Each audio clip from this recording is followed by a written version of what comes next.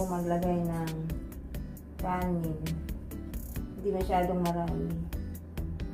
Ayan. Steam rice po yan, guys. Ayan. Kalahati lang. Lahat lang. Tapos, diin mo para hindi magkalat ang kanin. Yan kasi tinatawag na pot. Kasi ang pot, ibig sabihin kanin. Ayan, guys. Tapos lagyan ng decoloration na ulam na itlog. Ay, bitna pala. Ayan. Tapos lagyan ng mga decoloration para masaya ang kimbap.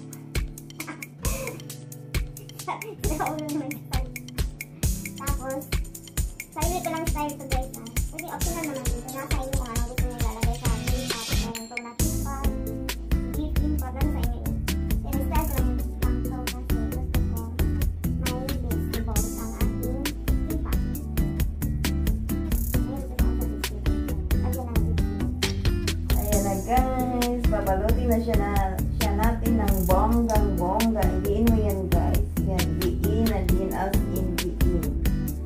Okay, hanggang sa maikot.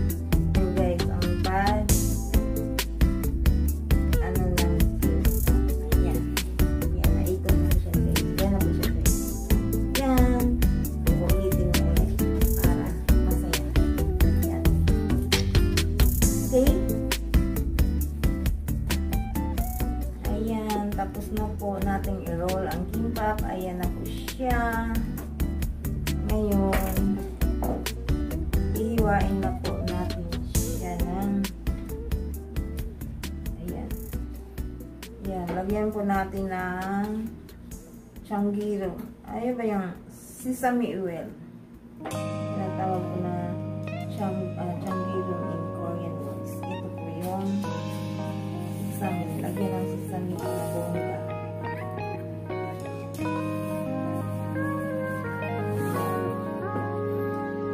Nagkalat si nanay.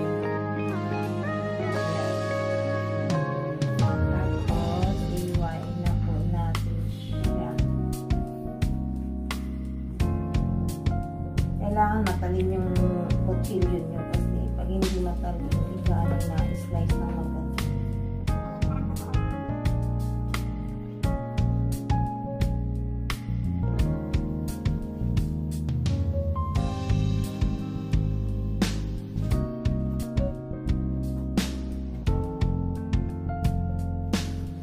Okay, ayan na po. Lagyan na po natin siya dito. Ayan. Galingan. Alam mo gusto na. Nagagawa na. My kimbap is good. Kimbap is good. Ito, kainin ko na lang.